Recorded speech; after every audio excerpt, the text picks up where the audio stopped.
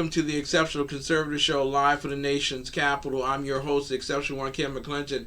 Tonight we're talking about H.R. 6666. Wow, that's not a prepondering bill.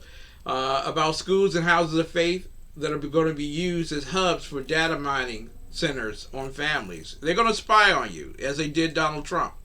And so we have with us tonight, ladies and gentlemen, a young woman who has fought the great fight against Common Core and against Republican and Democrat for attempting to manipulate the abilities of our children to learn. None other than Commoncorediva herself, Lynne Taylor. It's a privilege and honor to have you on the air with us tonight. Thank you so much, Ken, and I hope you're doing well.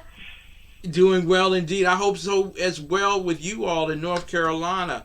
And let me just get an idea. Is North Carolina open? Are the schools open? Are the businesses open? What's happening in North Carolina? Technically, we're in what's called phase one, where certain businesses have been allowed to be open back up. Our schools are still shut down. Most of our businesses are still shut down. You've got increased capacity, though, as to who can be in the stores. And instead of it being that you have to wear a glove and mask, it's suggested or recommended or encouraged that you do so.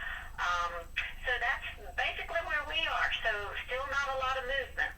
Well, here in Washington, D.C., the Empress Muriel Bowser refuses to allow us to get outside of our hazmats and our PPE equipment to get outside of our homes. So, unfortunately, unconstitutional things still going on here in Washington, D.C. Oh, absolutely. And California just extended theirs till August. Wow. Saw that this afternoon. I was like, holy cow. But, it depends on where you live. But I think by and large, most people are pretty much junking the rest of the year. And it's like, we've seen several reports that go, well, if school comes back, this is what it's going to look like. And you've got all kinds of people who are advocating this. Let's just stay at home. Let's just keep in lockdown. Let's just keep our kids glued to the computer. And, I'm not anti-technology, Ken. Yeah. Too much screen time is bad for any age, let alone our children. And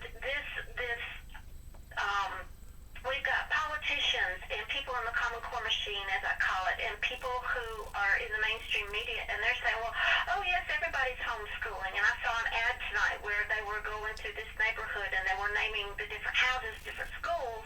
And I looked at my husband and I said, that's offensive to people who actually really homeschool, because what we're seeing happen, this public schooling at home or this distance learning or this online learning is not what true homeschooling is. Homeschooling is where you have a parent sacrifice their time and their income, and they plan the resources for the children, and they, plan the field trips, and they plan all the different things. But what we're seeing happen is that the parents are not in charge of what the children are learning. The school is still in charge. It's just the location has changed. And one of the things that I've been trying to bring out, not only on your show in the past episodes, but yes, on other shows as well, is this is the very illustration of that page 17 in the Every Student Succeeds Act, where it says all education has to be the same. It has to be aligned to the same standards. And this is playing out in these homes. And I'm seeing all kinds of moms and dads who are frustrated because they're like, I can't get Johnny and Susie to do the homework. Yeah. And what do I do? This is just not working. And so you've got a lot of people who are being misinformed about so much. But one of the reasons why I'm bringing up the Every Student Succeeds Act is that part of the foundation for what we're seeing happen in COVID is playing out is because it was laid out in the Every Student Succeeds Act. It was actually laid out before that. It's just been a systematic demise of education. And Charlotte Iserbyt, when she was there in the Department of Education under Ronald Reagan, started calling this stuff out. And everybody said she was crazy. And then when I pointed to some of the same things from the Every Student Succeeds Act, people thought I had my tinfoil hat on too hard. Yes. But what we're seeing happen with this H.R. 6666, I think I got enough sixes. Satan would be pleased.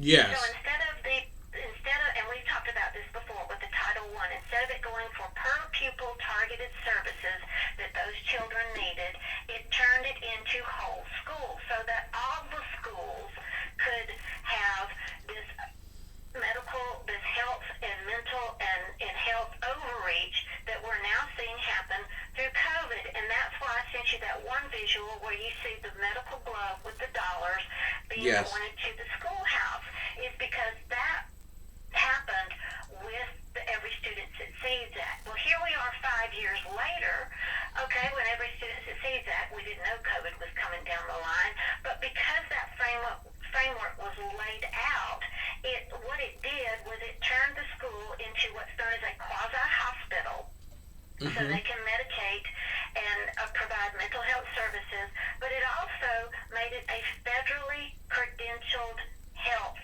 center. And with the HR 6666, it says in there that the funds that will be used will go to federally certified health centers, faith-based entities, and any other kind of entity that could get testing, reaching out, and contacting everyone. Wow. So in this particular instance, and because I want to put people are already fearful enough of big government and what it has done, but literally, they are calling your home an extension of the school. Right. Not the school being an extension towards your home, but your home is now part of the school system, and as such, the school gets to spy on you and tell you how to teach and raise your kid inside the home. This is so 1984ish. It's freaking crazy. Can you explain to us? And you're absolutely right. But here's the thing, Ken, and we've talked about this before. When they started sending all the laptops and all the personal devices home with the children, you and I were on a show, and we were talking about this, how even then the schools were spying on the families, and people didn't want to, accept it. Well, now we're seeing this happen, and it's happening through the distance learning. But with this Trace Act, I'm just going to say the Trace Act because I'm tired of trying to count how many sixes. With this Trace Act, what is so wicked about this, Kim?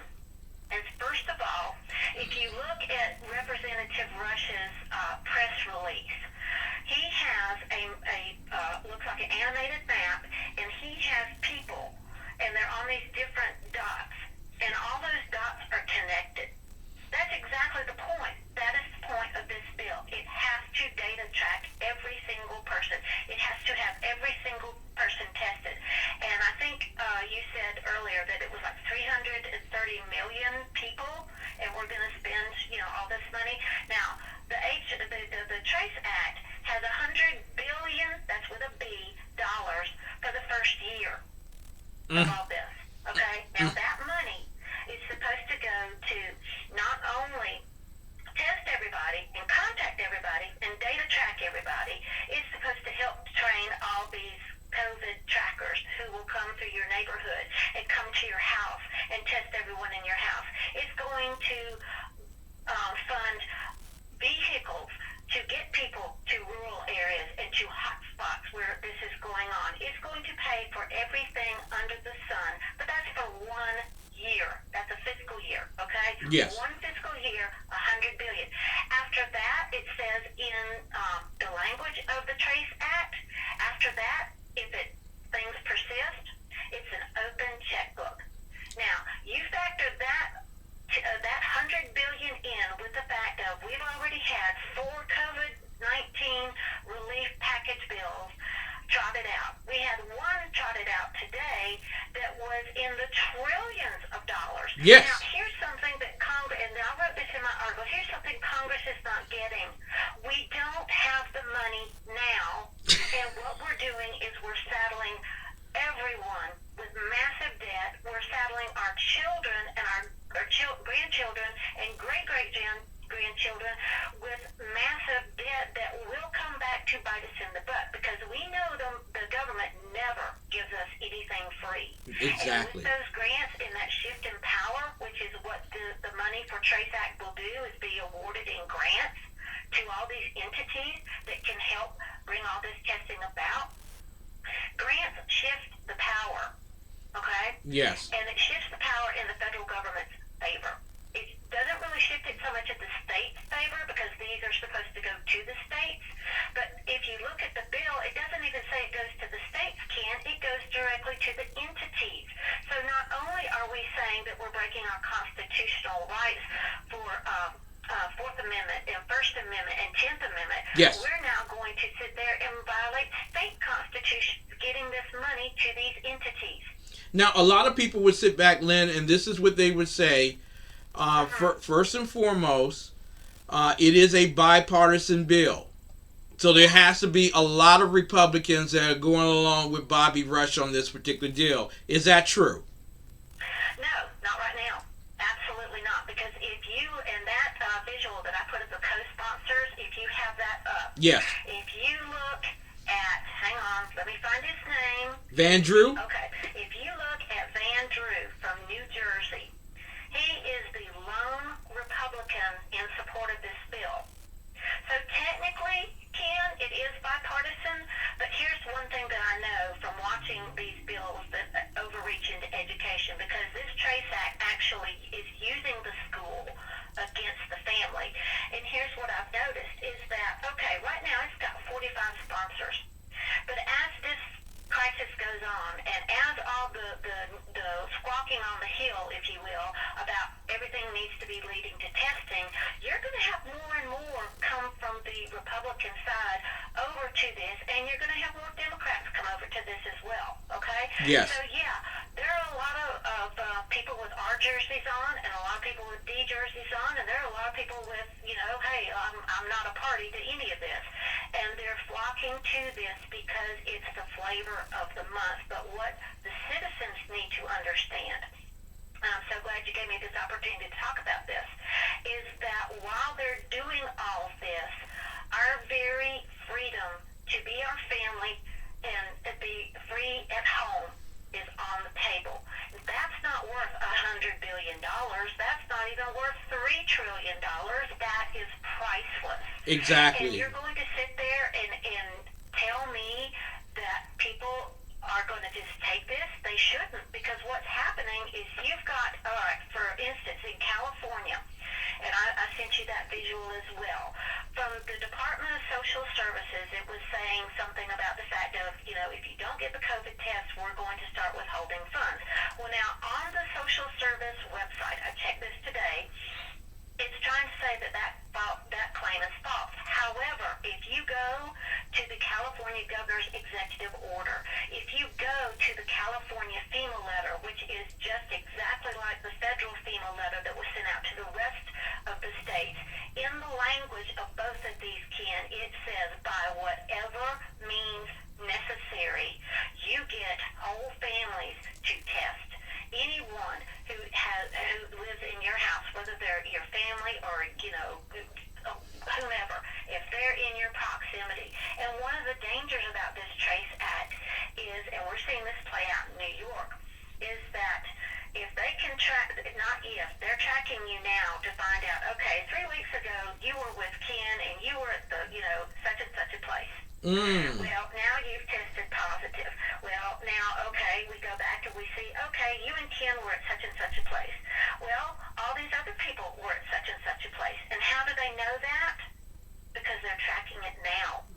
This is without the passage of H.R. 6666. But this is more of what's in that bill.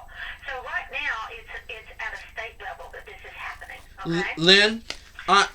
Lynn, I want to ask you 3 questions here, and because I don't want to lose this regarding the bipartisanship nature of it. The first thing is, Obamacare is about, it's on the last leg before the Supreme Court. They're getting ready to kick the last leg under that stand out. It would be deemed unconstitutional. This would replace Obamacare because it would have an endless budget, and the money would go directly to those liberal institutions that are out there for the seeding purposes of providing health care on a mandatory basis to America's families. Am I right about that? You're pretty much on it. Absolutely, yes. So in one way it would extend it, and in another way it would actually make it seem like chump change. To be honest, Yeah. I do know that. Like I said, it's right now the tracking is taking place per state, but this trace bill would make it a national activity under federal jurisdiction. Now, the second question that I have for you regarding this, Lynn, is the whole idea of mandatory testing. Now, everyone knows there is no country in the world, the only country larger than ours in population would be, only two countries would be India and China. We have 330 million people. If you institute by a narrow way of commanding Americans to be tested, have we not jumped from being a federally constituted republic to becoming a communist nation overnight? Pretty much. But here's the question I have for you in return. Will we see people be so willing to do that? Because, they shouldn't. Yeah. This should not, I'm not saying that people shouldn't get tested, but it should not be the government's decision. It should be your decision, your free choice. Exactly. And my retort to that would be, I can see people turning over their liberties, their freedoms, and their rights to the government in exchange for economic security. We saw that during the Great Depression. I don't think we're any different than the people during the Great Depression. And on top of that, I do want to say this, for those churches out there that have been starved purposely and maliciously by state governments, they need a lifeline. And they are state churches. They are not the unique institutional churches that existed before our government came to power. These institutions are outlined by the federal government. They are state churches. And if they receive one darn dime of this particular money, they will turn your confession into a data mining opportunity. Am I correct in that regard? Absolutely, because it's going to take and totally malign what we've had before, and it shouldn't. Why have we so rapidly had this bill brought up? I mean, it was brought up on May the 1st. We're at May the 12th. 12th. Exactly. Exactly. Yeah. And it was put up before the stimulus bill, $3 trillion. This is what the intent of the left really is. It is to confoundly oppress the homeschooler. Now, I want to ask you here, Lynn, because we have about 6 more minutes to go, and I want to fill out all 6 of those minutes with you without commercial interruption. Okay. There are parents who want to homeschool. Can you explain to them what homeschooling is and if they are legitimately homeschooling now? Okay, let me see here. For those who are replicating or following the school system's lead, that is not homeschooling, okay? Can you say that one more time? You are taking your own money and your own textbooks, and you are leading your children through their lessons. That is homeschooling. But when you're using the school-supplied textbook, when you are using the school-supplied computer, when you are using the school-supplied lesson plan, that is not homeschooling. Now, every family, whether they homeschool or not, Ken, yes, is under the gun with this TRACE Act, okay? Yes. We shouldn't have our families, no matter what they choose as far as, public education or homeschooling, we should not have our families in this sort of position to where their First Amendment rights, their Fourth Amendment rights, and we could go on and on, or their, the Declaration of Independence, their pursuit of life and liberty and happiness being impeded, or, their civil liberties are being trounced out the door. People died in sacrifice so that we could have those liberties and those freedoms, and we should not be so quick to just chuck them out because someone said, oh, there's a virus and we have we should be saying, show me the evidence, show me my options, let me decide, instead of people like Bobby Rush and the 45 yahoos with him going, this is what we want. Now, I know from a soundbite today of a show that I was on that Senator Lamar Alexander, a Republican, right? Yes. He's a Republican from Tennessee. He's in his last days of legislative power. And what did he utter? Every road that we take from now on needs to lead to COVID testing. So don't tell me this can't get out of the House and into the Senate, and don't tell me there won't be, it's just Democrats and just the left. No, this is a sold-out Congress. I don't care what side they're on, because they've done too much damage to too many people in the name of supposed safety, and it's just absolutely treasonous. And why more people are not upset about this, I do not know. But to take your schools, to take your churches and turn them into data hubs where they will track people, or turn citizen against citizen by, I have to find out where you've been and who you've been with, and I have to make sure you don't have a disease.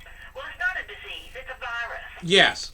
And the other thing, Lynn, there are people who are sitting back at home and they're saying, Ken and Lynn, y'all always have your tinfoil hats on. You've been screaming about we're moving so quickly towards communism.